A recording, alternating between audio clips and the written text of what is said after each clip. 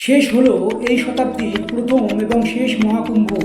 ১৪৪ বছর পরে আসা মহাকুম্ভ শুরু হয়েছিল ১৩ই জানুয়ারি আর শেষ হলো ২৬শে ফেব্রুয়ারি। বিশ্বের সমস্ত রেকর্ডকে অতিক্রম করে প্রায় ৬৫ কোটিরও অধিক সংখ্যক মানুষ মহাকুম্ভে পূর্ণ স্নান করলেন, যা প্রকৃত অর্থেই সভ্যতার ইতিহাসে বিরল। কুম্ভ মেলা একটি বিশাল আধ্যাত্মিক সমাবেশ।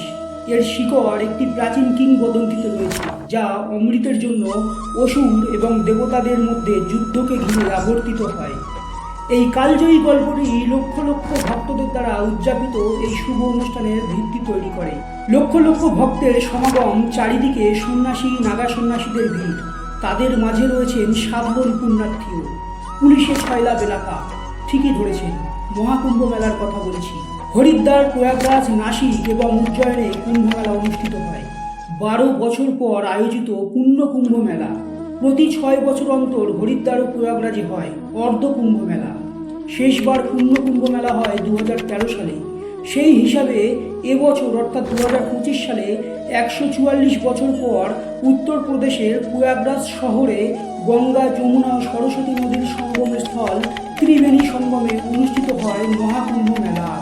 নমস্কার বন্ধুরা, আমি বাবুসোনা কর্মকার। আজকের ভিডিওতে ২০২৫ সালের প্রয়াগরাজে অনুষ্ঠিত মহাকুম্ভের সমস্ত তথ্য আপনাদের জানাবো। তাহলে চলুন শুরু করা যাক। মহাকুম্ভের ইতিহাস। মৌর্য গুপ্ত বংশের সময়কাল থেকেই এই মেলার শুরু মনে করা হয়। ইতিহাসের পাতা মিলিয়ে দেখলে গুপ্ত বংশের পতনের পর শুরু হর্ষবর্ধনের রাজত্ব। সেই মত ধরে এগোলে রাজা হর্ষবর্ধনের সময় ভারতে আসা হিউয়েনসাংয়ের লেখায় মহাকুম্ভের উল্লেখ পাওয়া খুব একটা ভুল তথ্য নয়। এরপর মুঘল সাম্রাজ্যে মহাকুম্ভ। ভারতবর্ষে মুঘল আমলের সেরা সময় মনে করা হয় সম্রাট আকবরের সময়কালকে। হিন্দুদের তীর্থের উপরে কর তুলে নেওয়া সহ আকবরের একাধিক সিদ্ধান্ত কুম্ভ মেলাকে লালিত করে। কুম্ভ মেলার ৪টি স্থানে ঘাট নির্মাণ করে দেওয়া আকবরের আমলে। এই সময় কুম্ভ মেলা অন্য মাত্রা পায়। এরপর ব্রিটিশের সময়ে মহাকুম্ভ। ক্ষমতা দখলের পর কুম্ভ মেলার ক্ষেত্রে মুঘলদের পথই অনুসরণ করে ইংরেজরা। বরং প্রায় ২০০ বছরের শাসনকালে কুম্ভ মেলার মান উন্নতি হয়েছে। আজকের বিশেষ ট্রেন, বাসের আয়োজন থেকে নিরাপত্তার পিছনে রয়েছে ইংরেজদের চিন্তায়। প্রয়াগরাজ, উজ্জয়িনী বা হরিদ্বারে রেল যোগাযোগ থেকে নাগা সাধুদের স্নান, মিছিলের নিঘণ্ট সবই ব্রিটিশদের তৈরি। সব মিলিয়ে ইংরেজ আমলের বহরে বাড়ে কুম্ভ মেলা। এরপর স্বাধীনতার পরবর্তী কুম্ভ মেলা। দেশ স্বাধীনের পর থেকে এই কুম্ভ মেলার আয়োজনে কোনো খামতি রাখেনি ভারত সরকার। জাতীয় ঐক্য, একতার প্রতীক হয়ে ওঠে এই মেলা। জাতীয় ঐতিহ্য ভুলে ধরার জায়গা হয়ে ওঠে কুম্ভ মেলা। একটি মেলাকে কেন্দ্র করে এত লোকের বিশ্বাস, অংশগ্রহণ আর কোনো মেলায় হয় না। ২০১৭ সালে ইউনেস্কো এই মেলাকে ওয়ার্ল্ড হেরিটেজের তকমা দেয়। আজ মহাকুম্ভ এক আলাদা মাত্রা পেয়েছে। কুম্ভ মেলা কোন স্থানে কেন হয়? হিন্দু পুরাণ অনুসারে দেবতা ও অসুরদের যুদ্ধের সময় প্রয়াগরাজে গঙ্গা, যমুনা ও সরস্বতী নদীর সঙ্গমস্থলে হরিদ্বার গঙ্গায়, নাসিকের গোদাবরী নদী ও উজ্জয়িনীর শিপ্রা নদীতে ১২ ফোঁটা অমৃত পড়ে। ফলে নদীগুলি পবিত্র হয়ে ওঠে বলে বিশ্বাস করা হয়। সেই নদীতে স্নান করলে পুণ্য লাভ করা যায় বলেই ধারণা। দক্ষিণের সাধু আদি শঙ্করাচার্য এই মেলা শুরু করেন বলে ধারণা। তারপর থেকে প্রতি ১২ বছর অন্তর এই ৪টি স্থানে মহাকুম্ভ মেলা হয়। রাজা হর্ষবর্ধনের রাজত্বের সময় ভারতে আসা চীনা বৌদ্ধ পরিব্রাজক হিউয়েনসাংয়ের লেখায় এই মহাকুম্ভ মেলার প্রথম লিখিত প্রমাণ পাওয়া যায়।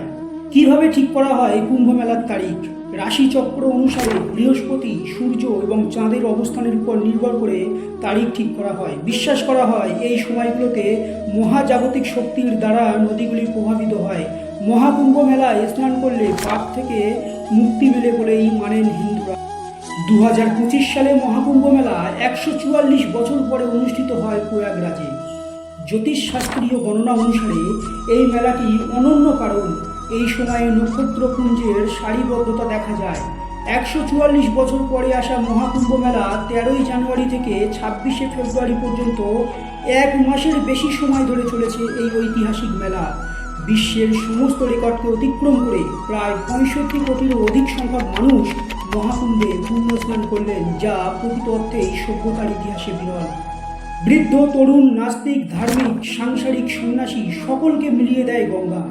যেমনভাবে মিশেছে গঙ্গা, যমুনা ও সরস্বতী, মহাকুম্ভে গঙ্গার জল যেন অমৃত ধারা। যা বইতেই থাকে। শেষ হলো এই শতাব্দীর প্রথম ও শেষ মহাকুম্ভ। ধন্যবাদ। ভিডিওটি ভালো লাগলে অবশ্যই একটা লাইক, কমেন্ট ও শেয়ার, এবং চ্যানেলে নতুন হয়ে থাকলে চ্যানেলটি সাবস্ক্রাইব করে পাশে থাকা বেল আইকনটি অন করে দেবেন।